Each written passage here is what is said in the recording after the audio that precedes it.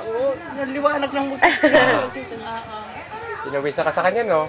Pero, Malikot din. dahil mo ng pawis. Naku, malikot talaga yan. Hawak mo talaga. Ah, Malikot ang bata, batuta. Sexy ako lalo sa'yo.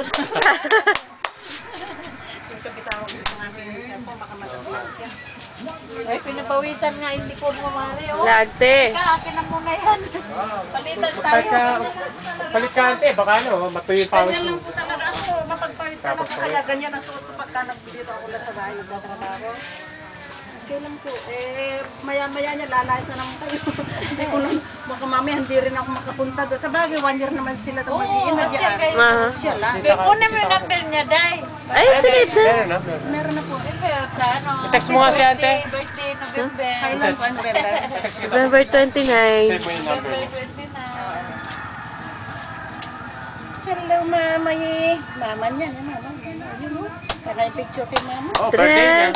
Birthday niya. Sa ano, sa, kailan na ba yun? Sa pablessing ni Kuya mo. Kailan na ba? Ewan ko lang. Ay, sa... So, surprise na naman ako dito. At least nalaman ko na sa inyo.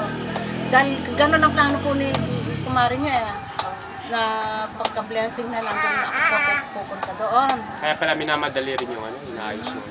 Kaya siguro pagka bago Webes, Miyerkules yan, baka doon tatawag na pasusundo na kami lalakad dito.